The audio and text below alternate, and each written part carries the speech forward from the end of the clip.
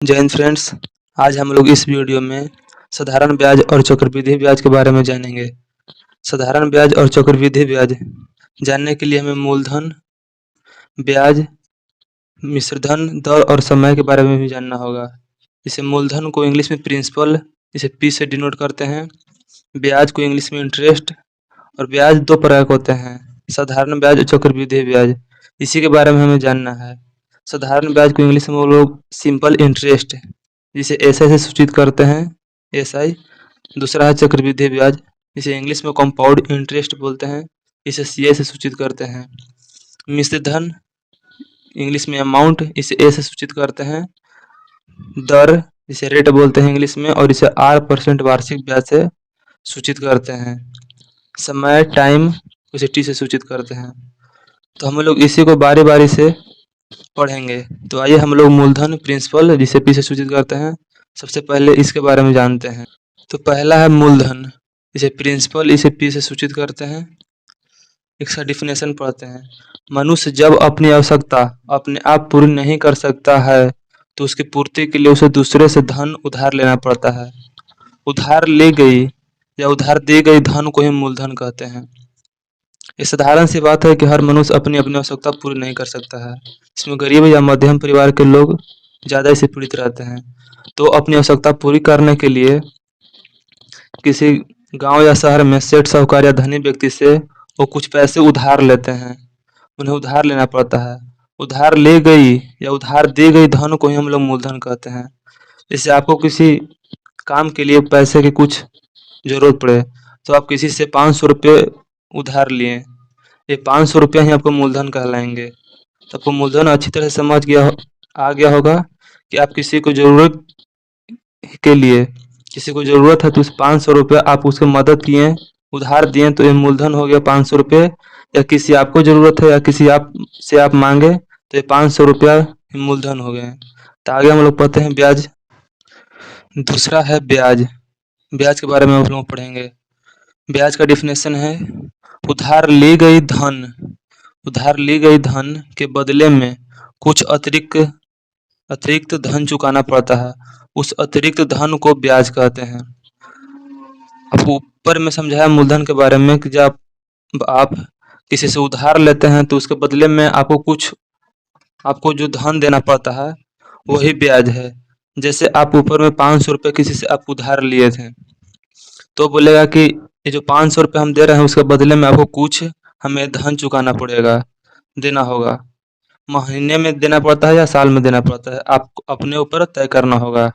जो आप धन जो अतिरिक्त 500 के बदले देंगे वो ब्याज कहलाता है। जैसे आप किसी से 500 रुपये उधार लिए और वो बोलेगा कि 500 रुपये उधार दे रहे हैं हम आपको, इसके बदले में हम आपसे 5 रुपये प्रत्येक माह लेंगे। जो 5 रुपये प्रत्येक माह हुआ यही ब्याज हुआ। ये अतिरिक्त धन हुए, 500 के बदले आपको 500 रुपये पैसा रहेगा ही, प्लस में 5 रुपये प्रत्येक माह आपको ऐड होते जाएंगे। तो ये 5 रुपये जो है ब्याज है। आगे हम लोग तीसरा पढ़ते हैं। अब यहाँ पे ब्याज दो प्रकार के होते हैं। पहला है साधारण ब्याज और दूसरा चक्रवृद्धि ब्याज।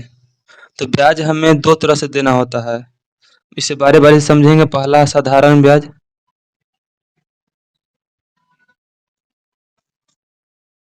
साधारण ब्याज जिसे हम लोग सरल ब्याज भी कहते हैं।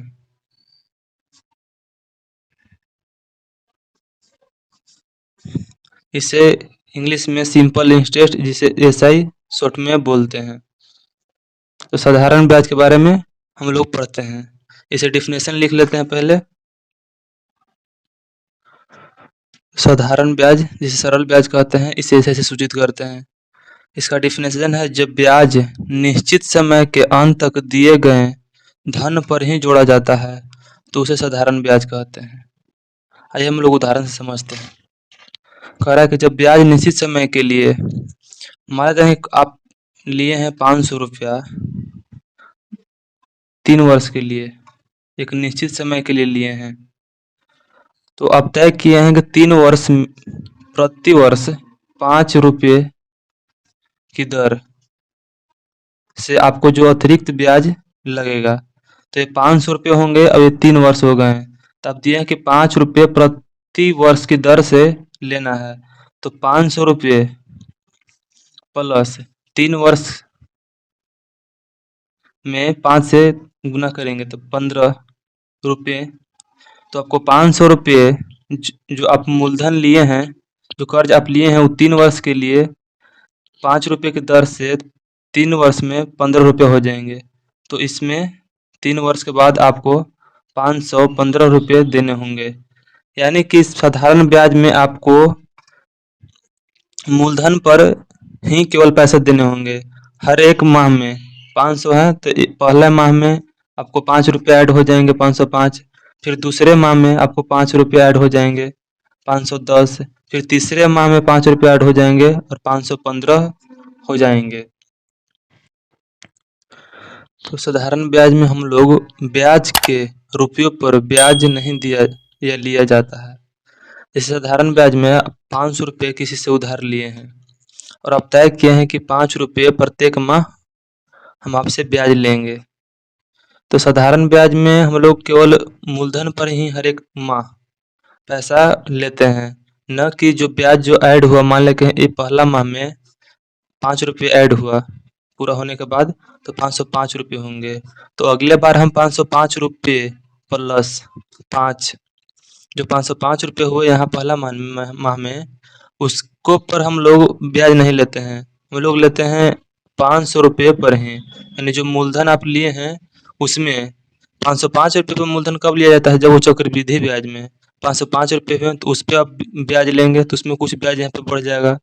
दूसरे तीसरे माह में हुआ और ब्याज जुटा और उसका मूलधन जो है आगे बढ़ गया, ज़्यादा हो गया और उस पर ब्याज लिया जाएगा तो ये होता है चक्रवृद्धि ब्याज में।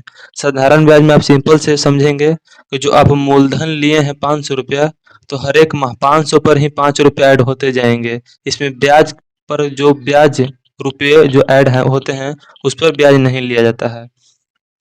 और यहाँ पर दूसरा नोट आप ऐड कर लीजिएगा कि साधारण ब्याज में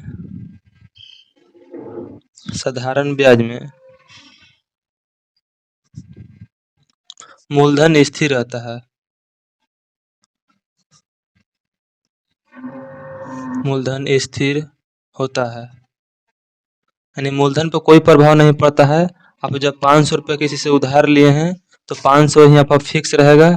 इसमें बस केवल आपको 5-5 रुपये प्रत्येक माह अगर आप दर जो रेट तय किए हैं उसमें केवल आपको बढ़ते जाएंगे।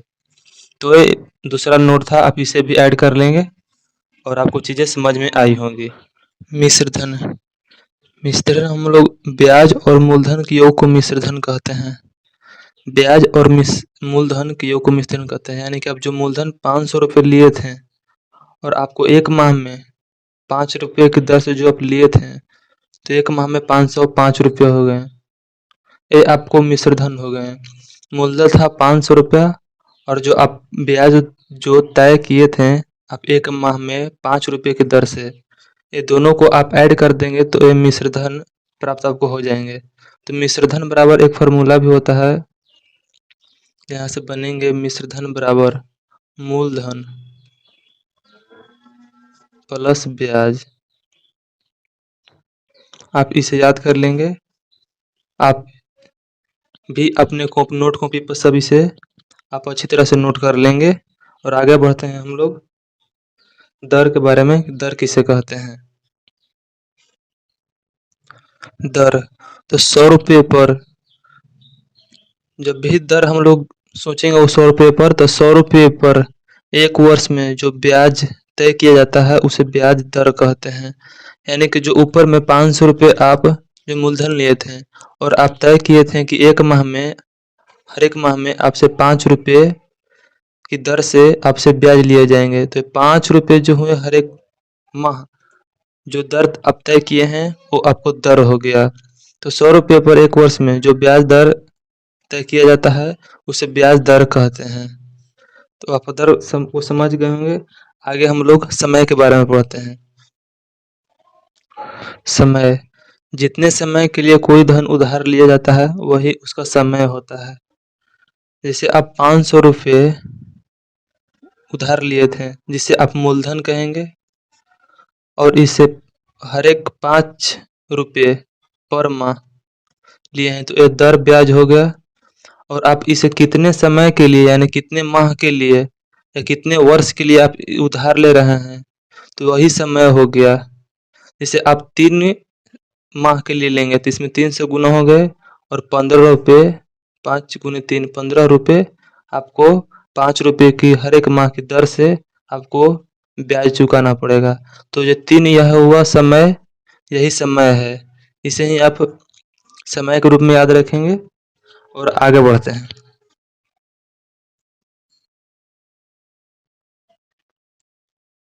साधारण ब्याज। साधारण ब्याज का फॉर्मूला होता है मूलधन। मूलधन गुने समय गुने दर बटा 100। ये फॉर्मूला होता है साधारण ब्याज का। साधारण ब्याज में आपको ज्ञात करने के लिए बोलेगा और मूलधन दिया हुआ रहेगा, समय दिया हुआ रहेगा, दर दिया हुआ रहेगा, बटा में 100 कर आप काट पीट कर आंसर साधारण ब्याज का ला सकते हैं। आगे बढ़ते हैं, दर के बारे में पढ़ते हैं। दर बराबर दर है जो साधारण ब्याज के फॉर्मूले से ही निकलेंगे। जैसे दर बराबर ये दर ज्ञात करना है तो ये 100 है जो नीचे भागा में है, तो उसे हम गुना में ले जाएंगे, यानी कि ब्याज, यानी भागा में तो उधर जाएगा ऊपर गुना में 100 बट्टा मूलधन गुने समय बच जाएंगे। दर बराबर तो पूछ ही रहा है, तो मूलधन गुने समय। आगे पढ़ेंगे, समय के बारे में ज्ञात करेंगे। अभी ज्ञात कर सकते हैं सिंपल से, समय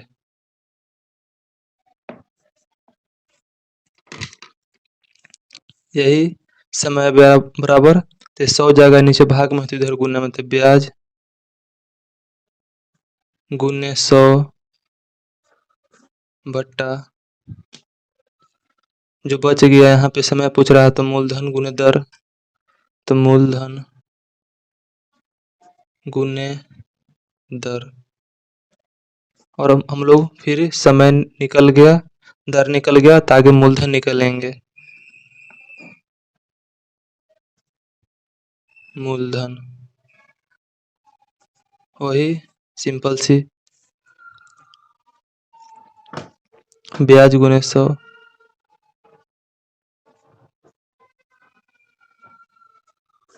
मूलधन तो पूछ ही रहा था, समय और दर बच गया तो समय गुने दर।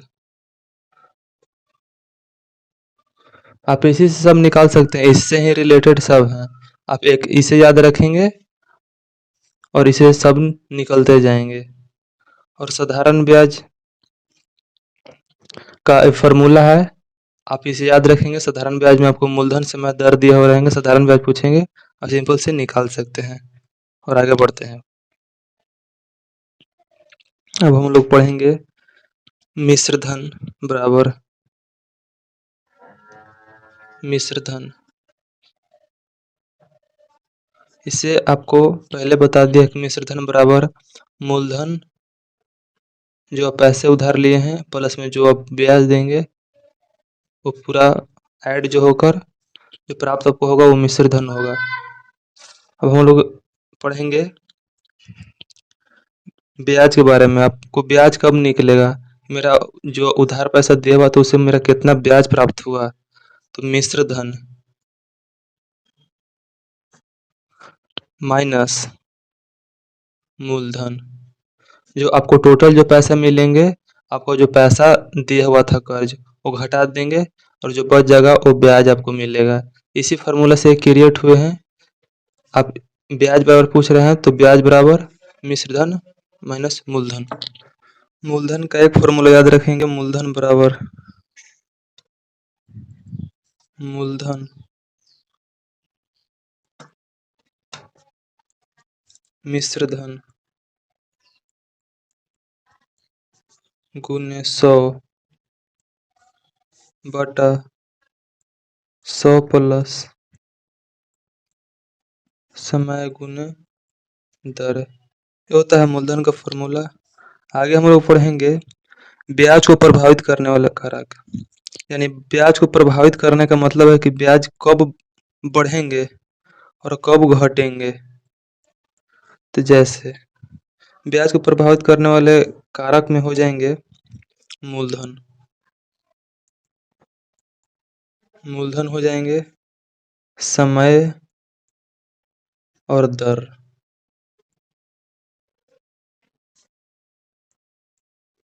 इससे आपको जितना ज़्यादा आप किसी से उधार लेंगे या आप किसी को ज़्यादा से ज़्यादा उधार देंगे और ज़्यादा से ज़्यादा समय के लिए और ज़्यादा दर पे, तो आपको जो ब्याज मिलेंगे वो ज़्यादा मिलेंगे। जैसे आप किसी को 500 रुपये उधार दिए 3 वर्ष के लिए, दर है 5 रुपये, तो आपको जो मूलधन आप 500 रुपये दिए हैं 3 वर्ष के लिए 5 रुपये की दर से, उसके ब्याज उसके बाद जो आपको मिश्रधन जो मिलेंगे वो 5,000 वाले से मान लीजिए 6 वर्ष यहाँ पे दे देते हैं और 7 रुपये की दर से आप देंगे। जो इससे जो आपको मिश्रधन मिलेंगे ये कम होंगे। तो ब्याज को प्रभावित करने वाले कारक हैं, आप जितना ज़्यादा से ज़्यादा रुपया देंगे यानी मूलधन आप देंगे ज़्यादा से ज़्यादा समय के लिए और ज़्यादा दर पे, तो आपको ब्याज ज़्यादा से ज़्यादा मिलेंगे और जितना ही आप कम देंगे उतने ही आपको कम मिलेंगे मिश्रधन। तो ये है ब्याज को प्रभावित करने वाले कारक। आगे बढ़ते हैं। चक्रवृद्धि ब्याज, यदि किसी निश्चित समय के बाद ब्याज को मूलधन में जोड़ दिया जाए और फिर प्राप्त मिश्रधन पर ब्याज लगाया जाए तो इस प्रकार प्राप्त ब्याज को चक्रवृद्धि ब्याज कहते हैं। जैसे आप 500 रुपये मूलधन किसी को दिए हैं और उसमें आप रेट तय किए हैं 5 रुपये प्रति माह, तो यही बोलता है कि यदि किसी निश्चित समय के बाद ब्याज को मूलधन में जोड़ दिया जाए, तो 1 माह होने के बाद हम इसमें दर जोड़ दिए तो 505 रुपये हो गए 1 माह में जोड़ दिया जाए और फिर प्राप्त मिश्रधन, ये जो मिश्रधन प्राप्त हुआ,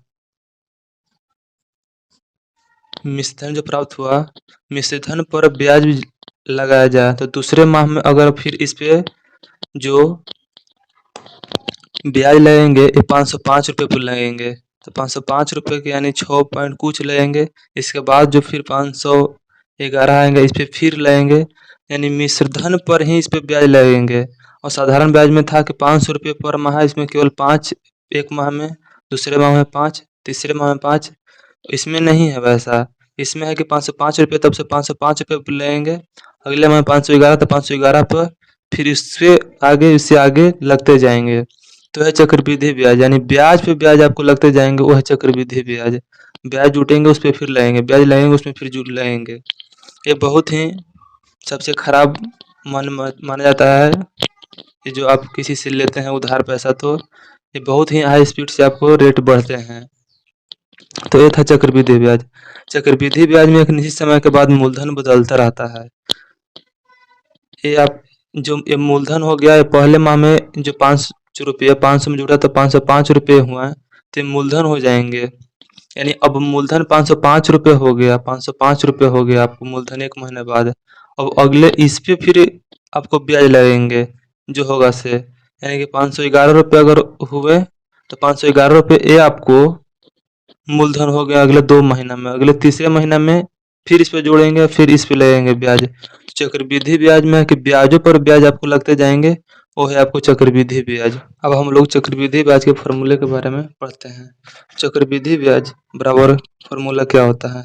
चक्रवृद्धि ब्याज का फॉर्मूला होता है P इंटू 1 प्लस R बटा 100 के पावर T माइनस P।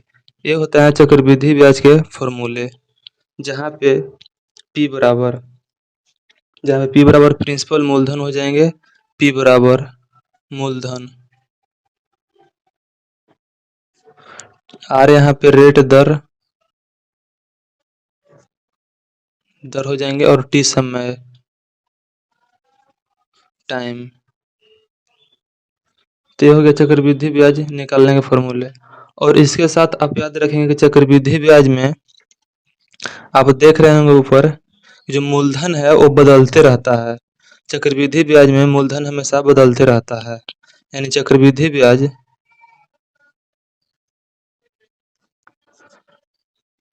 ब्याज का मूलधन चर तथा साधारण